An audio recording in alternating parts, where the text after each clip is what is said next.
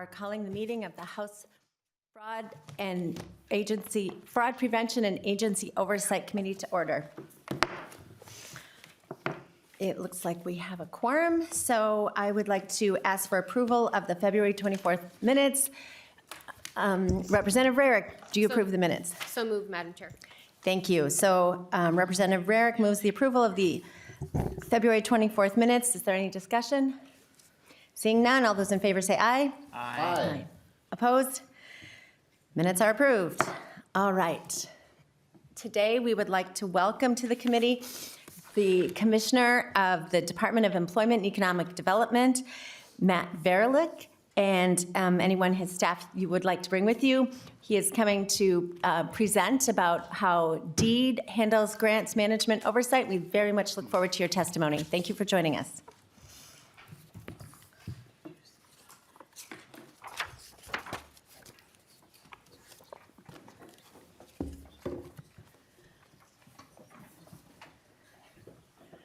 Welcome to the committee, Commissioner. Please state your name for the record. Madam Chair, members of the committee, my name is Matt Verlick, and I serve as Commissioner of the Department of Employment and Economic Development, and I'm accompanied by a couple of colleagues who are also prepared to answer questions and assist as we go. Great. So we'll have you start your presentation, and I know members, you have in your packet the slides available, a very thick slide packet, so we look forward to that. But members, we welcome questions along the way because sometimes it's hard to remember things till the end, so feel free to signal if you want to ask a question. Thank you, Commissioner. Please proceed. Thanks, Madam Chair.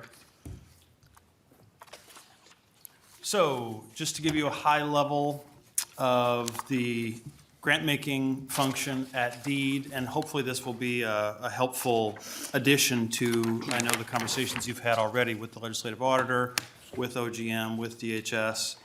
We, of course, at DEED are focused on our mission of empowering the growth of the Minnesota economy for everyone, and we do that through a wide variety of programs, but when it comes to grants in particular, as you can see, we have programs that involve nonprofits as the recipients as well as businesses, 30 that are competitive grant programs totaling $163 million, and again, that time frame, as you can see, is FY23 to 24, and then direct appropriations in the number of 136, valued at a larger sum, $268 million.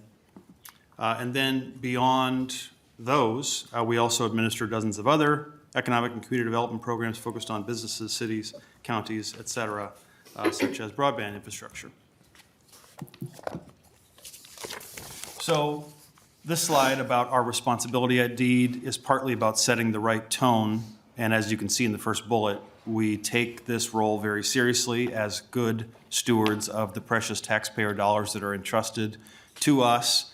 And you could look at this as sort of just a throwaway line, but it's a very important one because it's about setting the right tone at the top and striking the appropriate balance between, as you can see in the next bullet, ensuring that we are efficiently delivering funds to designated recipients to achieve the ends that the legislature has told us to achieve, but while also ensuring that stringent financial oversight to protect taxpayer funds from fraud and mismanagement. And I recall in watching the initial hearing you had with Legislative Auditor Randall, there was a key moment. Someone asked about Representative Schultz, it might have been you actually, my representative I should add, in central Minnesota, about in what circumstances are agencies doing things in a very effective way.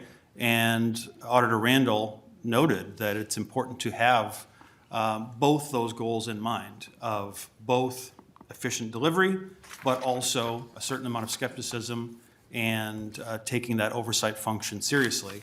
And then I think the other answer from the deputy was that it's best, especially in larger agencies, if you have some separation of duties and you have a finance department that is interacting very closely with your programmatic operation, and I think we have that at DEED. And then finally, you can see when we identify challenges from an organization that's operating in good faith, we do look to work with them to bring them into compliance with our policies because and this is somewhat similar to the discussion I think you had with DHS about compliance issues versus fraud issues. If it's simply a matter of compliance, with an organization that's trying to do the right thing but might have just gotten it wrong, we want to work with them in a collaborative way to help get those services moving and doing it the right way. Thank you. If you wouldn't mind, Representative Rarick has a question. Thank you, Madam Chair. So you had mentioned the legislative auditor, and when you started your presentation, it made me think about the conversation that the committee had with the legislative auditor, and she had a very strong opinion about legislatively directed grants, and that on the front end, well, I will say it, I know that we, the legislature, do not do our due diligence. We don't look at 990s, we don't look at audited financials, we don't make sure that there's an IRS determination letter, we don't make sure that they are registered with the Secretary of State or the Attorney General. And indeed, I know you can see from your first slide, Yeah. 136 directed appropriations from the legislature, and it is, $268 million, which is a significant amount of money. And in the last biennium, we had $1.1 billion of legislatively directed funds to nonprofits. And again, those processes did not happen. Nobody looked at the salaries of those CEOs or executive directors or CFOs or, the top people. Nobody looked at that, even though it's clearly spelled out on the 990. So my question to you is, since we know the legislature isn't doing that, is there anything that you do at DEED to look at some of those documents after we've done a legislatively directed grant? Madam Chair, Yes, Representative. Commissioner. Thank you. Yes, we do require that even recipients that are named in legislation still have to go through the same pre-award risk assessment as other grantees that we may have selected through a competitive process. So the 990s, the audited financial statements, the IRS, 501c3 status, those are all required, but only as a matter of getting the grant contract in place, not as a matter of identifying the recipients. And I would say I don't know if we are officially on record as favoring one approach or the other. I will say that we have high confidence in the systematic way that we go about conducting competitive grant processes, because we can take a holistic look to see, do we have good geographic distribution? As a Central Minnesotan, as a Greater Minnesota Commissioner, I am always looking to see, are we trying to reach all parts of the state, including the metro as well, of course. And we have community reviewers that also participate in our processes to help give additional insight on what amounts to a good portfolio of recipients. And when you have legislatively directed grants, I don't know necessarily that there is that holistic look.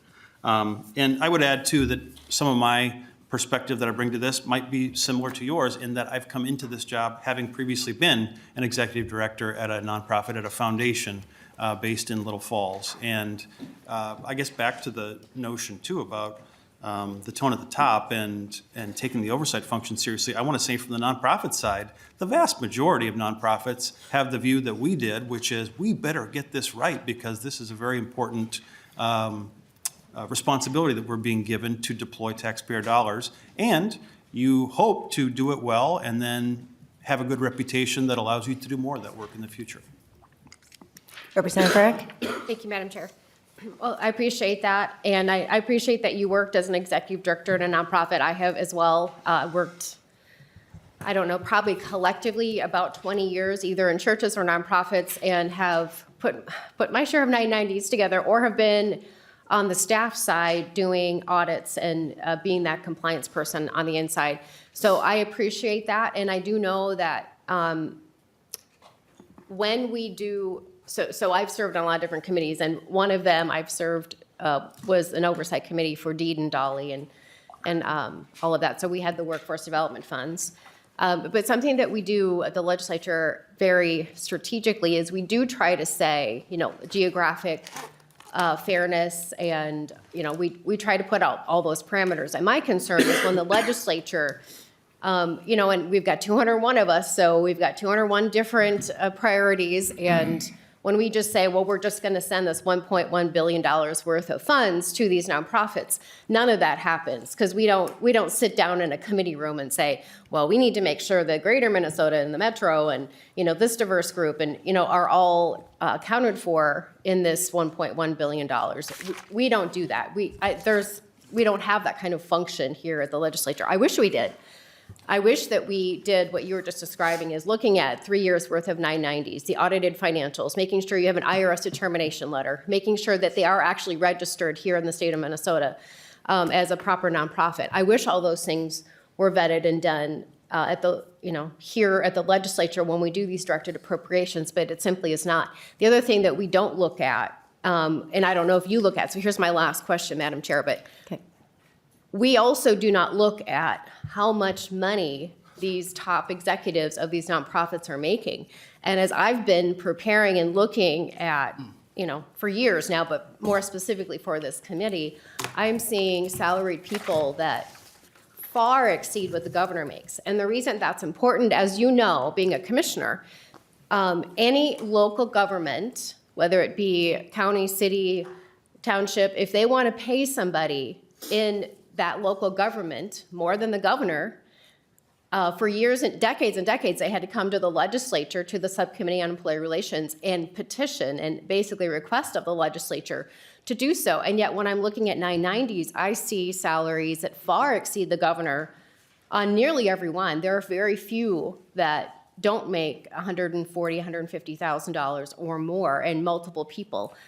So these are all concerns I think that we have on this committee. And I'm sure you don't even look at that because that's not something that we legislatively direct you to do. But I appreciate what you do, and I'm glad that you do look at those things after we do a directed appropriation. So I thank you for that. But Madam Chair, there's so much to talk about when we talk about nonprofits. But I'm glad that they are actually doing some due diligence, because we've had other state agencies here that do not. So thank you, Madam Chair, for that time. Yes, thank you. And Representative Pinto. Thank you, Madam Chair. And just wanted to correct something on the record. And let me say, and the chair knows very much, I'm a big fan of shifting to competitive grants much more. And actually, Representative Rarick, I look forward to talking to you. Madam Chair, you and I have talked about that. So I think this is something we can share a lot. But I did want to just correct that last year, the funds that went to DEED, the legislative directed ones, before the committee passed those out, they did review the most recent 990s, proof of their 501c3 status, audited financial statements, registration with the Secretary of State or Attorney General, several other things. Again, that's not to take away, I would like to shift to competitive grants, but I do want to say the direct appropriations, there really was a review of a number of the documents that were referenced. Thanks. I'm looking forward to getting to hear the rest of the presentation. Thank you, Chair. Thank you. Chair Pinto, just to clarify, who reviewed that? That was done in the committee? Yeah, my understanding, Madam Chair, is that the committee had all those documents in front of them before the appropriations went out. I don't know exactly some of those details, but I do know that there's some real frustration among some of the organizations because it takes a long time for the funds to get out, because in addition to the legislature identifying them, there is still the process that we put in place these last couple of years that even when an organization is identified, it's not like then immediately a check goes out to that organization. Then we require the agencies to go through a series of steps as well. Thank you. Representative Greenman. Thank you, Madam Chair, and I appreciate this. And I just also, to the question of sort of shifting from legislatively appropriated grants, which we heard, we spent a lot of time talking about grants in this, in the last 4 weeks. In 2021, I sat on the Workforce Committee in the House.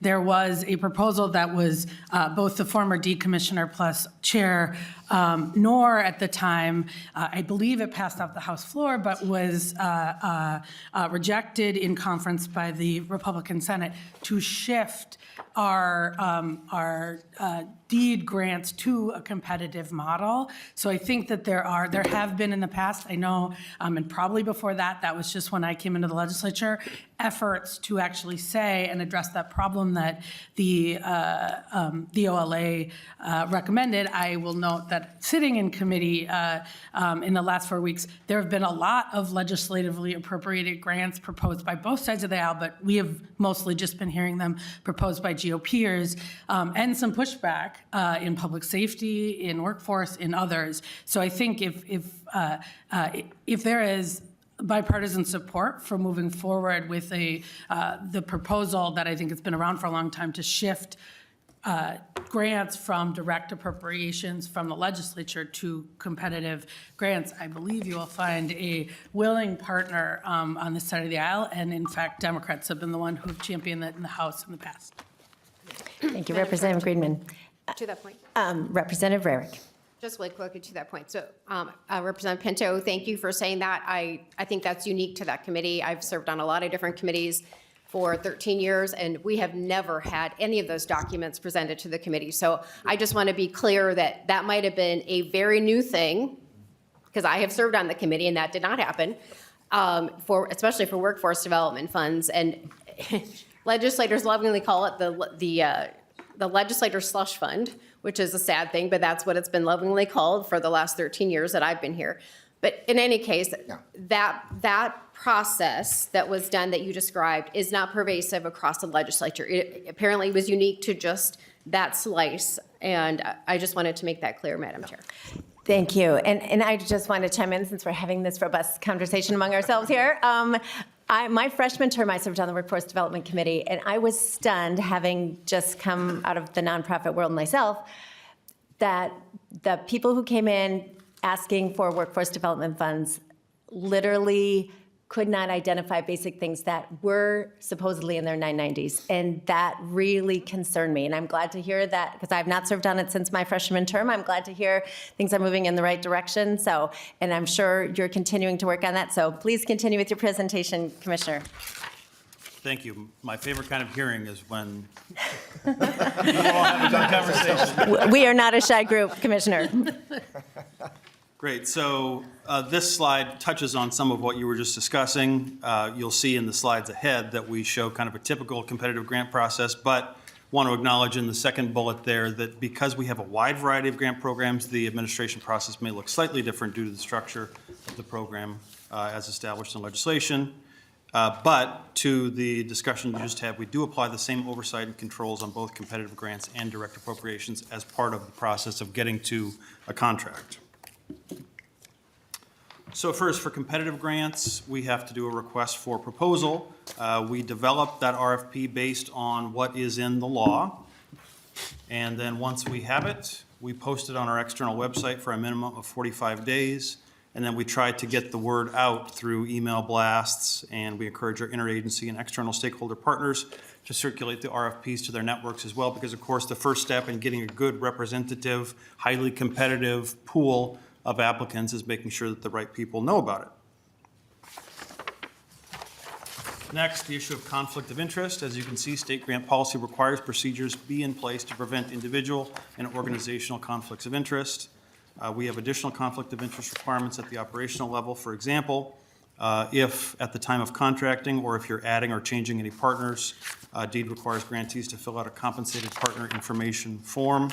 I'd ask grantees to disclose any actual potential or perceived conflicts of interest with any subgrantee, contractor, vendor, or trainer to be compensated. And we also require that grant reviewers certify they don't have a conflict of interest before they begin reviewing grants. And I can attest to this just on this very day. After this meeting, I have a couple other ones, and then the Minnesota Job Skills Partnership Board.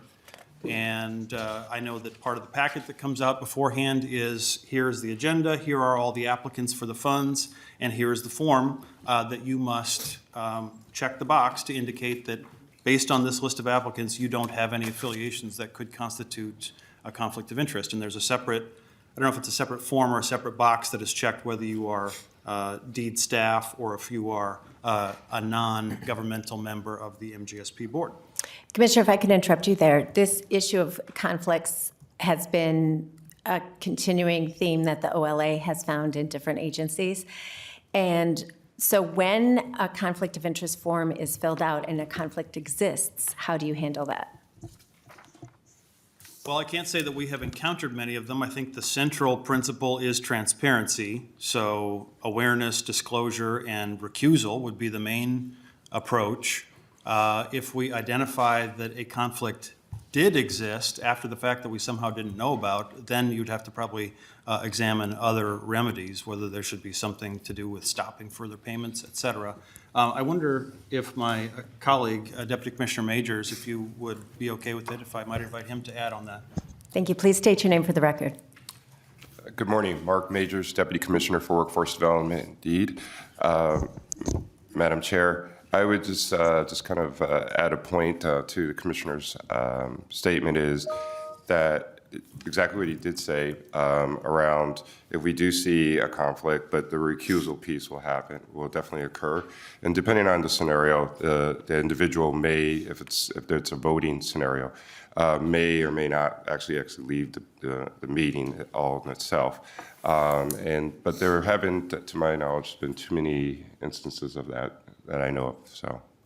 Great, thank you. I just want a quick follow-up. So if a conflict is found prior to the grant being issued, the expectation is that people would recuse themselves from the decision? Yes. That's great, because that is not true across the board. We're finding that just acknowledging the conflict is where some agencies leave it. So the fact that you would require recusal, I think, is a good best practice. 1 second. And secondly, when you review, because I know you say you treat the legislatively named grants the same as you treat competitive grants. So do you in fact look at whether there are conflicts for legislatively named grants as well? Madam Chair, members of the committee, we do look at that. We will take our teams will take the steps of actually even looking at the staffing and seeing if there's same name of individuals who may be the director versus also the individuals providing the program services. And then we'll follow up and actually ask questions. Are you related? What's the relationship like? We'll look at if individuals are being paid or not paid. So there's some investigation that does go on after, even as we're going through the process of determining whether or not there is conflict or not. Great, thank you. Representative Greenman. Thank you, Madam Chair. I just wanted to, I guess, clarify something. I think in this context, our language needs to be precise. But I believe what we heard the OLA when they're talking about conflicts of interest was actually talking about the paperwork being filled out. I don't believe I've ever heard them, and you can correct me if I'm wrong, say that there's actually a conflict of interest issue, that they are actually finding conflict of interest that exists that have not been reported. But there's a paperwork issue, which leads to, again, when we're talking about the problem, when we're talking about the solutions, we should be really clear what the problem is. So we need to make sure that the paperwork gets done. But my understanding is that we're actually not talking about a conflicts of interest issue like we are seeing at the federal level, where people are getting billions of dollars of grants and then in government making decisions. Thank you, Representative Greenman. I would note that because the paperwork is usually absent in these cases, that we just cannot verify whether a conflict exists, and that's why the OLA continues to raise that. Representative Schultz. Thank you, Madam Chair and Commissioner. I think that when I've looked at your report and lead up to this meeting, this is the area that probably needs the most attention for the purposes of our discussion here. So last week when we had DHS here, they have like basically an Office of Inspector General right within their agency they have 400 employees doing this work. It doesn't appear like you are touching the same amount of money, but to what extent, and can you go into detail in regards to, who is poring over this information, and try and be as specific as possible as to the extent to which your agency is diving in to these conflicts of interest, and just be very thorough in that process for us to understand, to make sure that there's nothing that we should address legislatively to fix that. Well, maybe, Commissioner. Madam Chair, thank you, Representative. I might answer at somewhat of a high level. I know you do want to go in more detail, and so I might look to my colleague again. And to answer the question of who does what exactly, part of the reason that Deputy Commissioner Mark Majors is here, he leads our Workforce Development Division, and it is the Employment and Training Programs unit within his that is primarily the one that does workforce development grant making, and they had, I think, 12 or 13 competitive grant programs they did in the last biennium. And so it is, I believe, as part of the pre-award risk assessment when, okay, you've made it through the selection process and been named as a potential grantee, but now to get to a contract, you have to provide us those financials, You have to provide us the 990, et cetera, in order to actually get to a contract and have the dollars start flowing. And that's also where you need to flag whether you have any affiliations or your organization has any affiliations that could constitute a conflict. On the, I guess, going back one step chronologically to the selection process, that's where you could also have conflicts. Now, for legislatively appropriated, legislatively named recipients, that's not an issue there because we're not reviewing. We're not deciding who is receiving it, but rather the legislature is.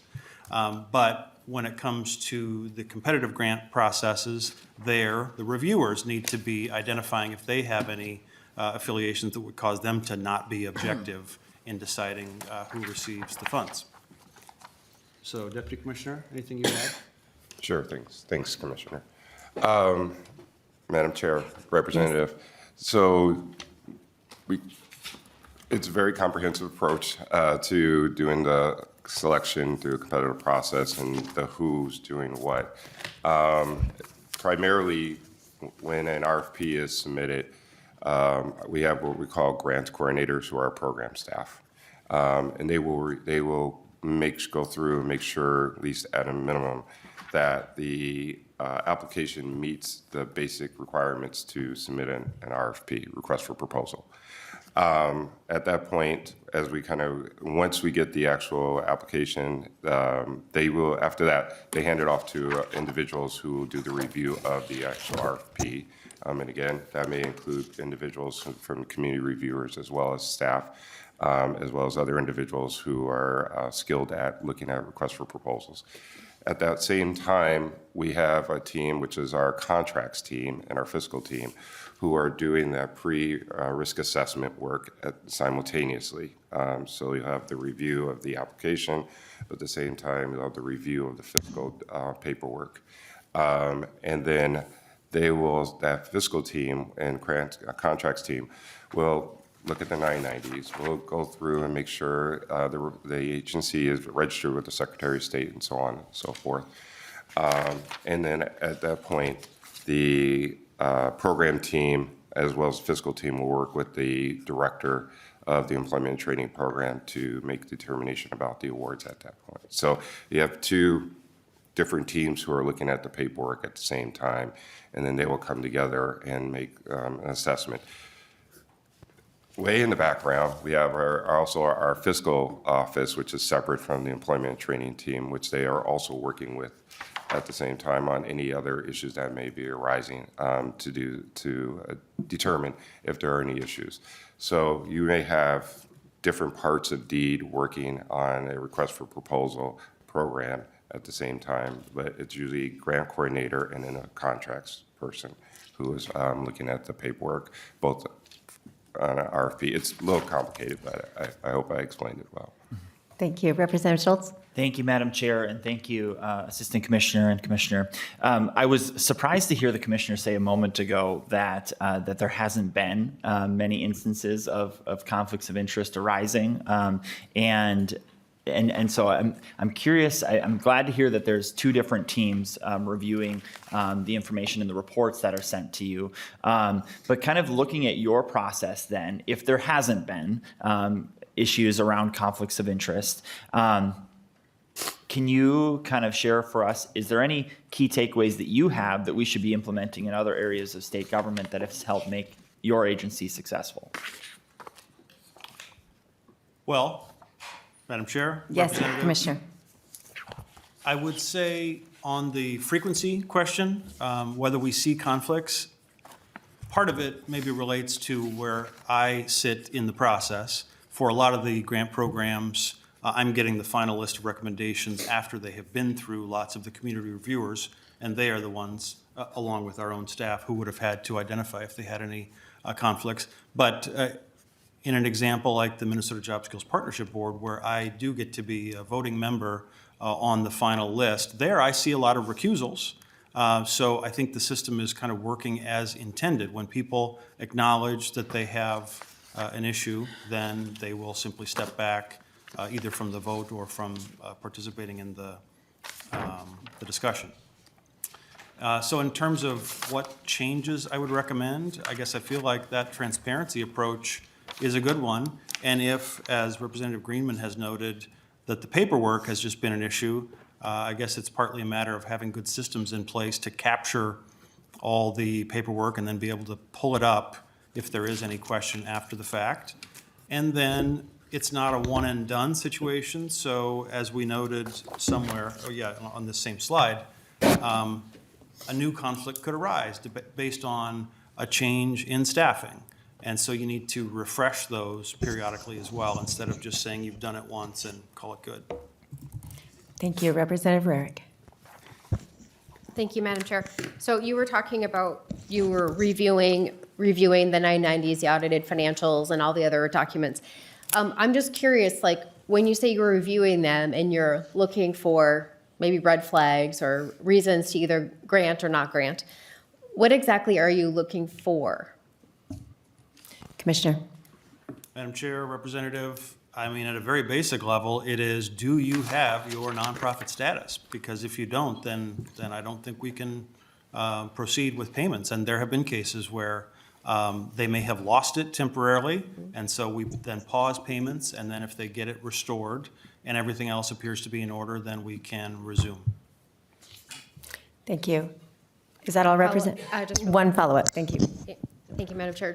So, I mean, that's just the IRS determination letter, and you can go on the IRS website and just see whether or not they are active or inactive, and there's a whole history there. But you said you reviewed audited financials and 990s, and I'm just curious as to what are you looking for in those that would be a determining factor moving forward? Yeah, Madam Chair. Commissioner. Sorry, jumping in a little quickly. Thank you.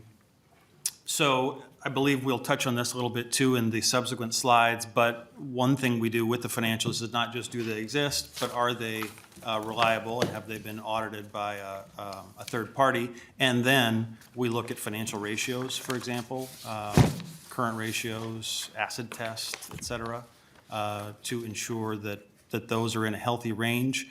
And I don't believe it's an automatic denial if you don't have them in the healthy range, but then it potentially can kick us up to classifying that grantee as higher risk, in which case we would then take some additional measures, which could be technical assistance working with them, or the Deputy Commissioner has arranged a number of instances with a small grantee and sort of a mentor, larger nonprofit that has more financial capacity to work with the smaller entity. Thank you, Commissioner. Vice Chair Anderson. Thank you, and I'll be brief. I apologize, I have to go to a legislative audit commission meeting that we have to be at. So, I just ask that you later, because I see it's later in your slides, talk about the outcomes, because we know that we have, billions of dollars in grants that are going out. It's scary. Some of these entities don't even have basic financial information, or their paperwork is out of whack. And it's wonderful that you're doing what you're doing on your end, and we need to do more and more of that. But it just goes to the point of how, if you have organizations that can't even get their own paperwork in order and are asking for public dollars, what kind of outcomes could it possibly they give us? I look at these nonprofits, these grantees, as vendors that are taking out, they are doing things that we ask them to do.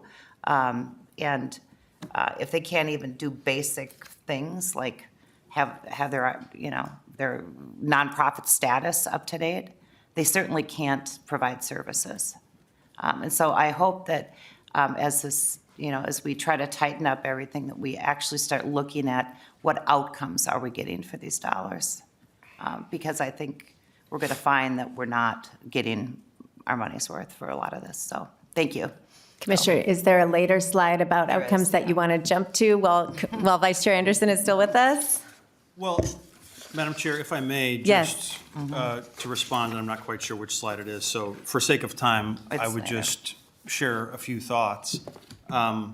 One is that it's a threshold requirement that they have the paperwork in Right. place before we can make the grant. But then your point is, if finances are a challenge, if financial management is a challenge, how can they actually deliver services well? And that's a fair question. But one thing that I observed from my time at a foundation where we were working with nonprofit grantees who existed to do good work in community was you often have leaders of nonprofits who are very passionate about homelessness, very passionate about nutrition, very passionate about veteran suicide prevention, and they know that work, maybe because they are a veteran, and they haven't got an MBA, or they haven't got an accounting degree. And so we would work with them to do capacity building so that they could get the financial piece in order to then be able to use their passions and talents on the kind of programmatic side. So at DEED also, to the extent we have capacity to assist those nonprofits, we want to do it. Because ultimately, the nonprofits play an important role in the landscape. I mean, they account for significant employment in the state, but also they are providing services that are critical in our communities. And so that's where we're trying to strike that balance between oversight and assistance. And then when it comes to actually measuring lives changed or people assisted, that's of course important, and that's partly where the site visits come in to make sure that something is happening. But I'll tell you also that both from our perspective at the state agency and also throughout philanthropy, it is tricky to know what is it that caused someone's life to be meaningfully impacted or not. If you're talking about nutrition, maybe it's clear, like was food provided? But if you're talking about employment, we have other ways of measuring that. Did a person get a degree? Did they complete the course? Are they ultimately employed? But whether it was clearly because of this intervention or because they had a parent that really helped them move along that spectrum, those things are somewhat hard to determine. But we want to make sure at least that the things that the grantees said they would do in the grant contract are in fact being done. Thank you. Thank you. And I won't, it's a long, much broader conversation, so I won't ask anymore. So thank you for coming in too. Thank you. Thank you, Representative Elkins. Thank you, Madam Chair. We've had a lot of discussion this morning about paperwork, but how much of the paperwork is really completing online forms where you would have an ability to have the system checked to make sure that fields are completed before an application is complete, for example, and the form is just something that gets printed out at the end once all of the data has been entered. So what I'm really getting at is, to what degree are we able to enforce the requirements through the system? Commissioner? Madam Chair, Representative, I'll give a brief answer, and I might turn to my colleague that leads more of the grant-making work. You're right that paperwork probably is a shorthand for lots of digital forms these days, and you'll find them all on our website. We do rely heavily on the standardized features of this process established by the Office of Grants Management, who's a great partner to us. I think at the same time, we're trying to be accessible, so if there's an organization that for some reason isn't comfortable or isn't able to do it electronically, we want to give them the paper option as well. But I think one of the topics you touched on in the past also was Transparency Minnesota. That's a website where you can look up a grantee and see who are the other agencies that may have received funds from them. And then that's part of our checklist process is if you see that we're working with an entity that has received funds from another agency, you then reach out to them and find out was the performance satisfactory from your point of view. But Deputy Commissioner, anything you'd add to that? Yeah, thank you, Commissioner, Madam Chair, Representative Elkins. I think the other piece, which is we are transitioning our grants management system at DEED, and for the better. And I think we do work with paper quite a bit, and I think that it allows us to really kind of work with our grantee back and forth on what they are submitting. So there's a little bit of reliance on paperwork, but we also have what's called Workforce One, which is our database where we can collect information around what is occurring with an individual. And our CRM, for example. And we utilize that tool to understand their enrollment numbers. We also understand, what funding individuals are receiving. And we use the information that we collect in that system when we do work with our grantees to monitor how how they're delivering services, but where they are in the process of delivering their services. So we'll know at a moment's time how many people are enrolled in a particular program, if at any given time. So and that's required by, actually, it's in legislation that all grantees use our Workforce One system, so that we can document their services that they're delivering. Thank you. Thank you. All right, please proceed, Commissioner. Thank you, Madam Chair. So on to the grant review function, and we have touched on some of this in the discussion that has already occurred. But as you can see, once the RFP closes, lead staff then review the submissions to just ensure, first of all, that they meet the minimum requirements, such as did they follow the rules of the application, staying within the page limit, have they included a budget document, and so forth. Then we have grant review panels that review and score the proposals. And then recommendations are submitted up to me for review and approval, and I get to have the final authority over those award decisions. And I will say that because we have a thorough process, because I get a memo that outlines all of the steps that were followed in the process, I do a final check, and sometimes I'll ask questions, but to a significant degree, am pleased with the recommendations that come to me. And then that's where I would sign off, and we would then move on to the next step. Community reviewers are a part of that last step that we talked about on the preceding slide. We have a goal that all grant review panels consist of approximately 1/4 of people who are non-deed staff. And we believe that community reviewers make for a more inclusive process and better funding decisions. I've said in other venues that deed staff are very talented, and we are also located all across the state, but this is another way that we can get perspectives from a variety of backgrounds and from a variety of communities when it comes to deciding who receives the funds that are available to us. So when opportunities arise, we put out an application for community reviewers, and the applicants are asked about their qualifications and experience related to the subject matter of the RFP. And then those reviewers dedicate about 20 to 40 hours over the course of 2 to 3 weeks to review and score grant proposals. I believe it's the case that one reviewer doesn't look at the whole slew of applicants, depending on how big of a program it is. Rather, let's say you have 100 applications, one reviewer might see 10 of them, and another might see another 10, and there will be some overlap in those. And so then you line up the average scores so that you can see where the applicants shake out. Thank you. Commissioner, do community reviewers receive compensation? Madam Chair, Devin Bowdry, Government Relations Director at DEED. Thank you. We received some money from a foundation to award stipends. They were in the amount of about $100. I don't know if we still have funding left, maybe a little bit of funding. But that we're actually funded by the legislature to provide, no. Thank you. And what was the foundation that provided the stipends? I'll have to get back to them. I'll have to get back to you on that, Representative. That's fine. Just curious. Thank you. Great. Thank you very much for explaining that process. Do you have more comments on that, or? Just the one last bullet, Madam Chair, if I may, is that the community reviewers, as well as the deed staff, also have to submit a signed conflict of interest form before receiving any grant proposals to review, to again indicate that they don't have an affiliation that would cause them not to be objective. Okay. So now the pre-award risk assessment. First, we check with unemployment insurance to ensure that the employer itself, the applicant, is up to date with no outstanding debts related to unemployment insurance. Then we do the transparency check on MMB's website, as I mentioned, to see if a grantee has worked with other agencies and ensure that no contract termination occurred.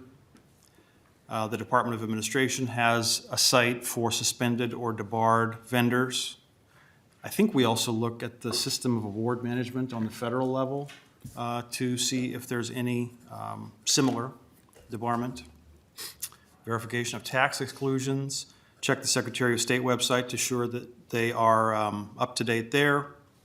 Review the risk assessment form that has information including the financials that we talked about. So here we get into the ratio sheet, the acid test, which I think is current assets minus inventories over current liabilities. I might be wrong about that. Debt to equity ratio sheet. And then review by our deed finance director to ascertain the risk level, depending on where they land on those ratios.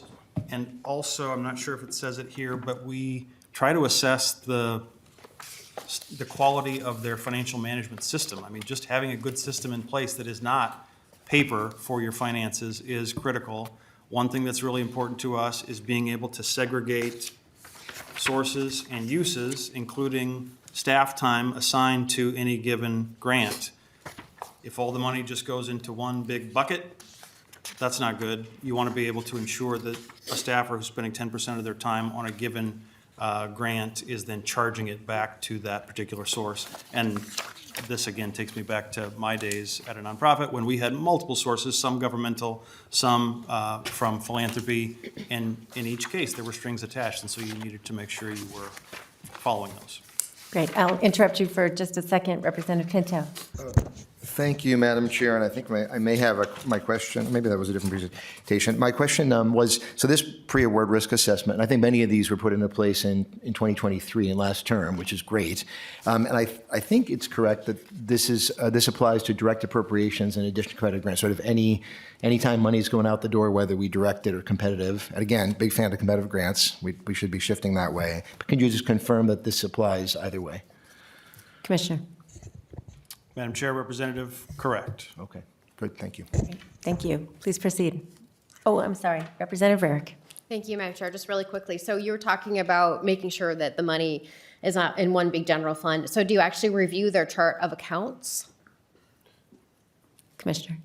Madam Chair, Representative, yes, basically, and we review, now, the depth that we go into, I guess, depends on circumstances, but we certainly, and we'll get into this in a subsequent slide too, only reimburse if they can provide the receipts, so to speak, for the expenditures that they're claiming.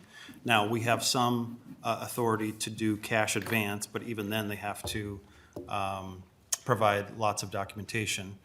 And yes, we can go as deep into the financials as we need to, is my understanding. Deputy Commissioner, would you add anything to that? Yes, thanks, Commissioner. Madam Chair, Representative. We do have a process that when we look at the financials, and the Commissioner kind of alluded to it, we will look and see if a grantee, how we deem them to be fiscally ready to take on a grant. And we will categorize them as in priorities in terms of high, medium, and low level. And what we generally will do in the first quarter or the first 2 quarters of the grant year is actually go out and evaluate their systems. So we'll look at their ledgers, we'll look at their policies and procedures.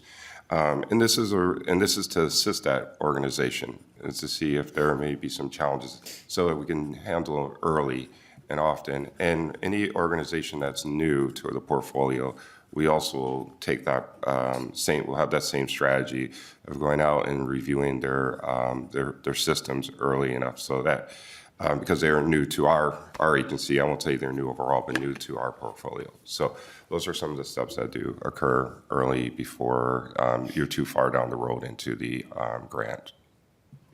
Thank you, Madam Chair. I mean, I know we don't do that at the legislature. We don't do site visits to look at their whatever computer system they're using, whether it's Denari or, Excel, whatever it is, QuickBooks, and to actually look at their chart of accounts to make sure they have all of those appropriations or the revenue streams separated out. So another reason why we probably shouldn't be doing directed appropriations here at the legislature, because I don't think anybody's going to want to go out to a site visit and go, let me see your systems and all of that, Madam Chair. Thank you. Yes, well, I'm glad to hear you are doing that work, Commissioner. So please continue.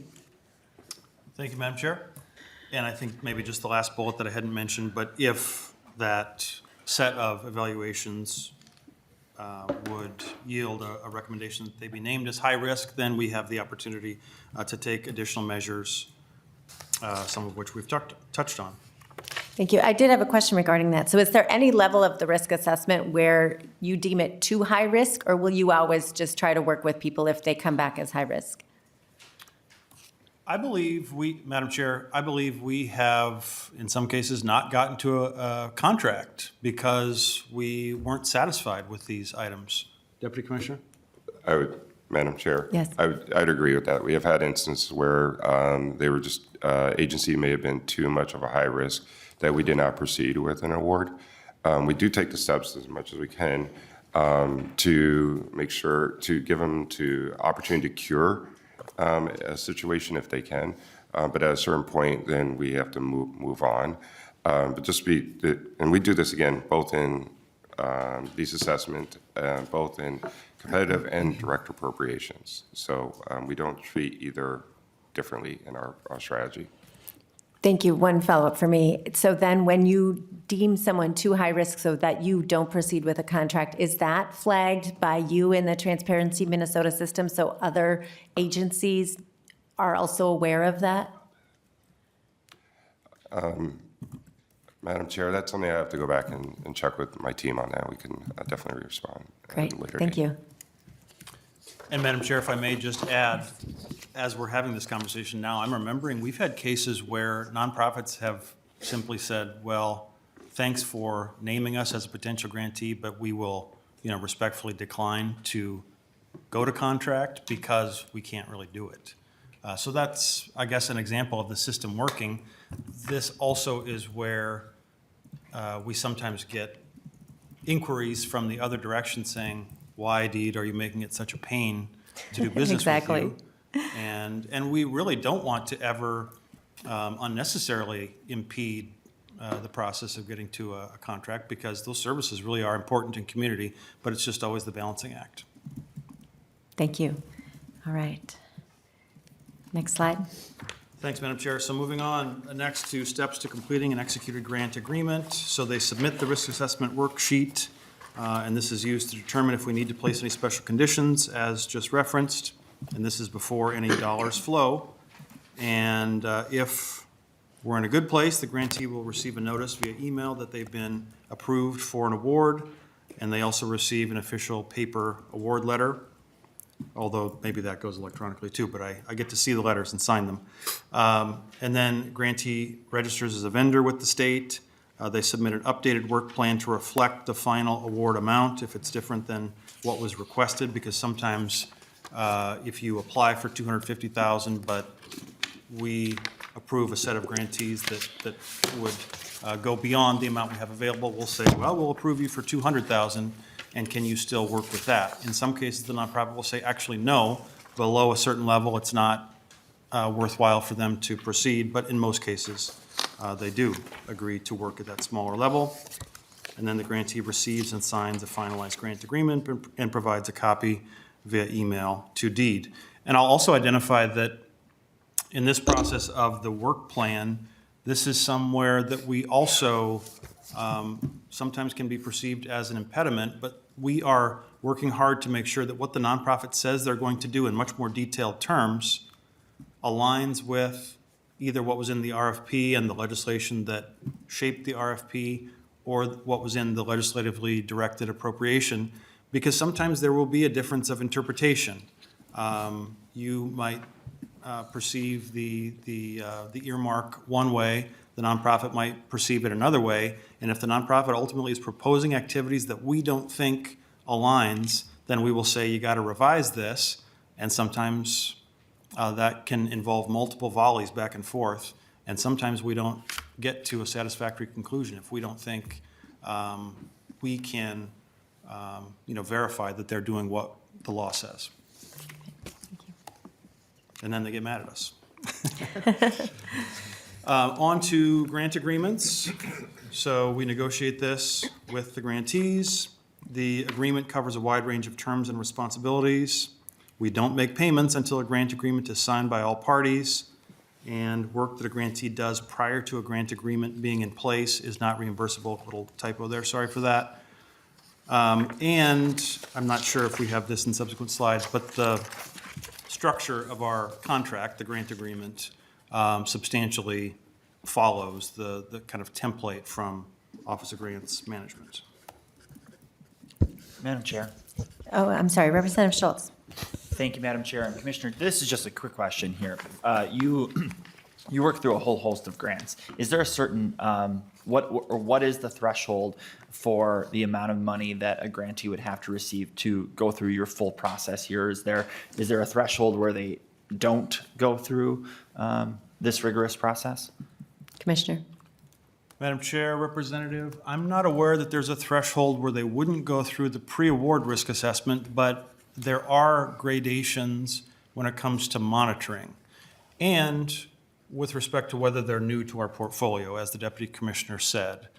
So everyone has to go through the basics, but then if you are new to our portfolio, you get a little more attention. If the grant is of a certain size, we're required to do, or our policy is to do a little bit more monitoring. Thank you. Please proceed with the next slide. Thank you, Madam Chair. So next slide here, reimbursement. So grant payments are processed on a reimbursement basis, meaning the nonprofit does the work and then submits evidence that they did the work to us, and then we send money to their account afterward. In limited circumstances, we are authorized to do cash advances. But even then, again, lots of validation and verification is required. It's simply a matter of timing. And you'll hear in the nonprofit sector sometimes concerns about how long it takes, the process of providing us the receipts, us reviewing, validating, et cetera, and then telling our fiscal department to send the dollars. That is a certain delay, and the nonprofit has to have the cash flow, the liquid assets to survive during that period of time. And again, we don't want that to take any longer than it needs to, and we don't have a perfect record of getting everything processed quickly, but we're trying to strike the balance as best we can. Commissioner, if I might interrupt. So with other agencies, there seems to be different criteria for when they can stop payment. And is there a certain criteria that DEED uses to decide you're going to stop payment to a grantee? Well, Madam Chair, thank you. I would look to my colleague in just a moment. I mean, I believe the grant agreement, boilerplate language, has quite expansive powers for us to terminate a contract under a wide range of circumstances. So I think our powers are extensive there, but Deputy Commissioner, what would you add? Thank you. Thank you, Commissioner. Madam Chair, it depends, to give you the law school kind of argument there. But there could be scenarios where, as I mentioned earlier, that grantees are required to submit information into what we call Workforce One, which is our database, so that we can cross-check to make sure that we see that the agency is delivering services. If we start to see an ongoing process where over a course of time that an agency is not submitting information in the Workforce One, we will call the question as to what is occurring and work with that grantee. In addition, we will see if they're not submitting their proper paperwork, so their progress reports on a timely manner with their I was going to use acronyms, but their requests for payment. So those will be some incidents, but it depends on the scenario, but those are kind of the bigger ones, so not submitting paperwork on a timely manner, and also not inputting data into Workforce One for us. Perfect. And you don't have to know it off the top of your head, but it would be great to know how many instances you've stopped payments in the last year or two, just to understand that. And it would also be great to see a copy of that boilerplate contract language about your authority to stop payments. So if you could just have that sent over, I would appreciate it. Thank you. Thanks, Madam Chair. So carrying on through the slides, at the bottom there you can see we review each request for reimbursement against the approved grant budget, expenditures to date, and the latest grant progress report before approving payment. I think I would add also, partly in relation to the last conversation there, that this is where we get into the judgment calls of grants management, because we don't default automatically to every infraction being an automatic disqualification and stopping payment. We know that in a lot of cases, the services being provided are critical to community, or we wouldn't be in a grant agreement in the first place. And we have to weigh, will stopping payment, which is of course important to protect taxpayer funds, does that scale of impact outweigh the interruption of services? Great. If you don't mind, Representative Rarick has a question. Thank you. So you had said that you are looking for receipts before you send reimbursement. Do you mean like literal receipts, or do you mean like reports about receipts? As in, I used to do auditing, so I'm like, is it, the receipt from when they purchased a piece of equipment? Is it a payroll report? Like, what exactly do you mean by the word receipts? Commissioner? Madam Chair, Representative, I'll again turn to my colleague, and I'm not seeing those, but I know from when I was on the side of submitting them, it was both of those things. It was that mix of things. Because yes, if you bought a widget, then you needed to show that you had done so and provide evidence for it, or a plane ticket to go to a training, et cetera. But also on the staffing side, to show the timesheet that says, what's your salary rate? And I spent 2 hours doing this, and that's allowable within this particular funding source, et cetera. So those are the kinds of things that I recall we sent in and that I believe now we review on the deed side. Deputy Commissioner. Thank you, Madam Chair, Representative. For workforce development grants specifically, we look, it's our reimbursement document that all our agencies sign off and certify to that these are the expenditures. And now you'll see in the slide, as we move through the process, you'll start to hear about monitoring. And then when we go out and do our monitoring, that is when we kind of do a cross-check of those receipts against our reimbursement forms. That's very specific to workforce development and how we approach it. Because as you can imagine, for every pencil purchased and for every, for all staffing, if we had a receipt, we would never get payments out for, 300 plus grantees that we work with on a monthly basis. So it's a certifying component that each executive director or their designated staff sign off when they submit that reimbursement. But then we go back and then we validate it during our monitoring, which we're going to go into that in a second. Thank you. That was Great, fantastic. thank you. Representative Hudson. Thank you, Madam Chair. Just on that piece regarding the reimbursement process and the delay between when reports of services being rendered have been offered to you and then you go through your process to determine whether or not to release the funds. When we talk about it having an impact upon the community, it occurs to me that there's less of a danger of that if a higher percentage of the funding for that organization is coming from philanthropic private sources, and they don't have to rely so much upon getting prompt reimbursements from the state. In your experience, because we've seen a broad range of percentages of how much of an organization's budget comes from state grants as opposed to private philanthropy, is there an average or a trend, or what are you seeing amongst the organizations that you're working with? Commissioner. Madam Chair, Representative, thanks for the question. And again, I'll refer to my colleague and invite him to weigh in on this since he probably sees it a little bit more closely. I will say from the perspective of one nonprofit executive director, when that's what I was, our share of governmental sources versus non varied a lot depending on just the year that we were in, because of course during COVID, we had small business relief grants and child care emergency grants, et cetera. And so you would have seen that percentage kind of balloon temporarily. But fortunately, I was at a nonprofit, which happened to be a foundation, which had an endowment, et cetera, which gives you a lot of financial security, which many nonprofits don't have the benefit of. And I think the philanthropic community does try to assist there in providing somewhat more flexible resources. We often say that government money is some of the hardest money to work with because we need to have these strings because, all the taxpayers are our board of directors, so to speak. So it's beneficial, to be sure, if a nonprofit has a variety of sources, some of which are more flexible than others. But in terms of averages of governmental versus non, I don't know if the Deputy Commissioner might have a view on that. Madam Chair, Deb- go ahead. Representative, I don't have an actual percentage on that, but I would just echo the point that the commissioner says that we actually really encourage our grantees to have flexible dollars, for the exact reason that you just highlighted. If there's a delay in payment, that they have resources that they can go to cover their gap during the time while they're waiting for reimbursement. Thank you. Please proceed. We got to try and step it up here, so we'll try to let you proceed and finish your presentation. Thanks, Madam Chair, and we appreciate all the good conversation.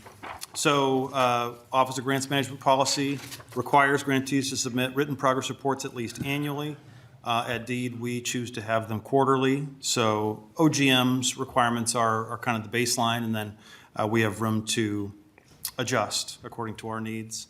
The progress report summarizes activities and outcomes for a given period with a narrative, statistical and financial elements, et cetera, and can include information on outcomes, activities, lessons learned, and financial information, et cetera.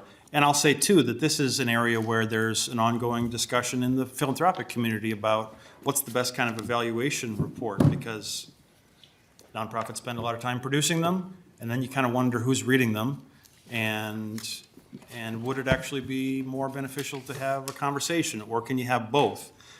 Because, you know, there's an incentive on the part of the grantee to just say, everything's great, everything worked out beautifully, but you want to have a candid enough relationship where you can reveal that, well, we have some difficulties in this way, and hopefully, if you have sort of a good faith relationship, you can reveal that in a constructive way as opposed to getting in trouble and being kicked out for the future, because oftentimes the grantee wants to maintain an ongoing relationship for future opportunities.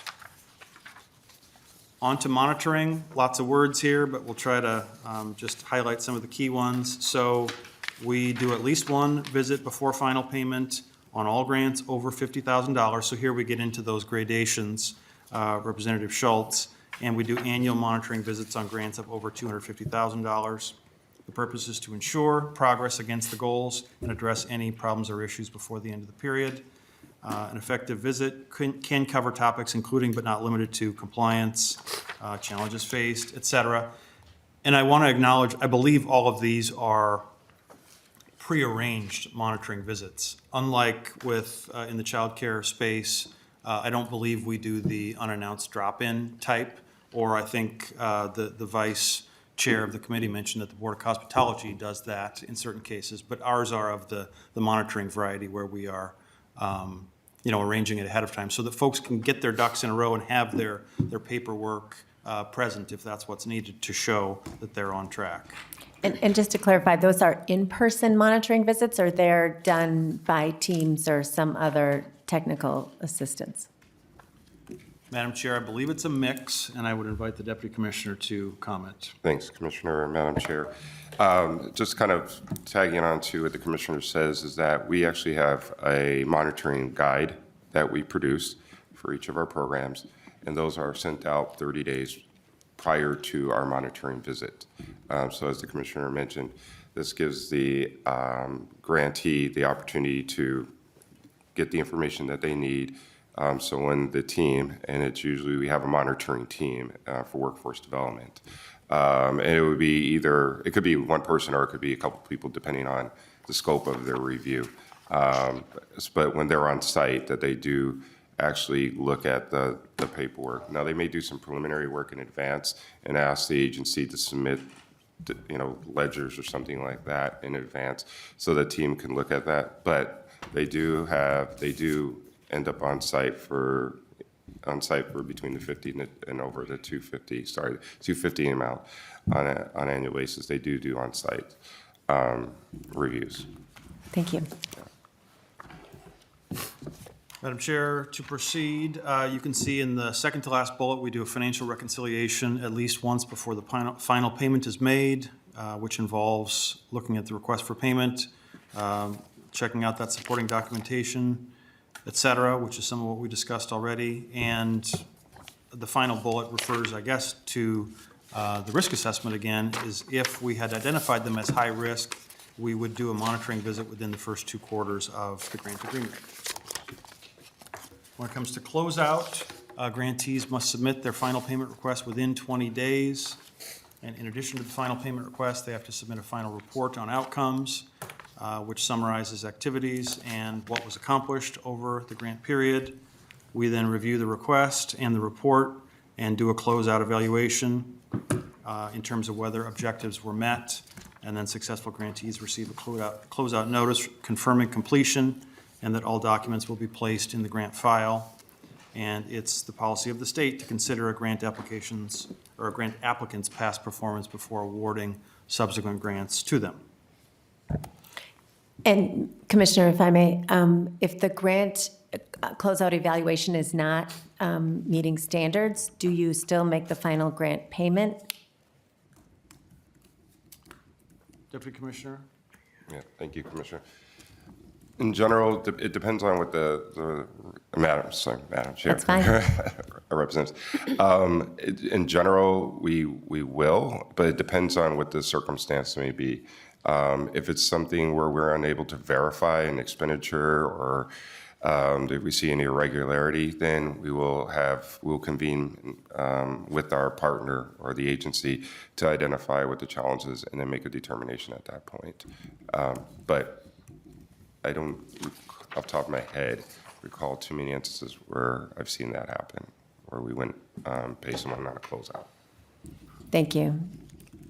I find it concerning. I feel like the point of these closeout evaluations is to make sure, especially if this is the only time you're reviewing the financials, as at the end of the period, that it's important that if things aren't buttoned up, that you would withhold payment until it's fixed. So I encourage you to, consider that. Thank you. Oh, Representative Rarick. Just really quickly, so is all this information public data? And then secondly, how many staff members do you have to monitor all of this grant activity? And almost 400, it was actually over $400 million. Commissioner. Madam Chair, Representative, in terms of it being public data, I believe what's on Transparency Minnesota now is simply what agencies a given nonprofit may have received funds from. I don't believe that the contents of the evaluation materials are available there, and I'm not sure if that's changing. So you wouldn't get the inside scoop necessarily on, we were disappointed with the performance related to X, Y, and Z, which also relates, Madam Chair, to your comment about, is the final review just a kind of a pro forma rubber stamp process? And I would say no. If we see that we don't have all the necessary paperwork, et cetera, then we wouldn't make the final payment. But if it's a matter of, well, everybody did what they promised to do and it just wasn't quite as effective of an intervention in the world, that's different. We wouldn't necessarily hold that against them. So again, that's kind of where the judgment call comes into place. And then your final question about the number of staff reviewing it, I don't know quite how to answer that here at the desk because we would need to figure out how much time. I mean, you have some people that are dedicated specifically to the grants management, and then you have other people in our administrative and financial services that play a part in it. But Deputy Commissioner, might you be able to share just a little bit about your staffing and who does what within your division? Sure, thank you, Commissioner and Madam Chair, members of the committee. It goes through a number of iterations when we get a reimbursement. As I mentioned, there's a staff member who's called the grant coordinator who will review that reimbursement request. And again, going back, they'll also go and look at the Workforce One system to evaluate if they're seeing a progression of work that's occurring. There's a little bit of when you look at that reimbursement request, does it really match the amount that they're asking for where they are in terms of the grant and meeting their goals? So we know, for instance, there may be requests for some startup activities, and we may not see actually a high number of enrollments the first couple of months because they're starting up that grant. But if we, for instance, see they're requesting 50% of their dollars in that first quarter, and we'll start to ask the questions, and we're not seeing that they're enrolling information or putting information into Workforce One. So that team will start that process. Then you'll get, and then so there's already, before monitoring starts, there is a little bit of a scrutiny of what's being requested. Then you'll get to the monitoring team, which is, I'll have to go back and look at the numbers, but it's grown over the last couple of years. And they'll go out and do the on-site. And then, as the commissioner had mentioned as well, is that through our fiscal team, there's another group of folks that are not tied to workforce development that is looking at any reimbursement. So the number of people that are looking at a reimbursement, it goes through quite a bit of a process. So we'd have to, if you want actual numbers, we can come back to you with that. Representative Rick. Thank you, that's helpful. Representative Schultz had talked about the Office of Inspector General within DHS. So they had mentioned to us that they have about 400, and I don't know how many folks are at Deed, and I came to visit you, and Deputy Commissioner, I know I met you then with my niece, and just kind of wandered through the building with her and talking to folks. How many people are at Deed in total, just so we have a sense as to how big, because it's $431 million that flows through, according to your slide. Madam Chair. Commissioner. Thank you, Representative. Roughly 1,500 at Deed in total. Great, thank you. All right, so I think we're at the end, but maybe you have a few more closing comments? I wish I did, Madam Chair, but no, that is the end of the presentation. Fantastic. Well, we really appreciate you coming. Appreciate the work and the rigorous process you seem to have in place, and I look forward to some follow-up in the future. There's a whole nother area I'd like to learn more about. It's how you determine eligibility for some of the other programs, not necessarily the grant programs. So perhaps we could have you back at a different time to talk about sort of UI and some of the COVID programs and how that went and how any continued follow-up you have on that, because I think there is some concern about eligibility issues across state agencies that, our committee would like to take a look at. So perhaps we can do that at a different time. Thank you very much. Members, we are adjourned.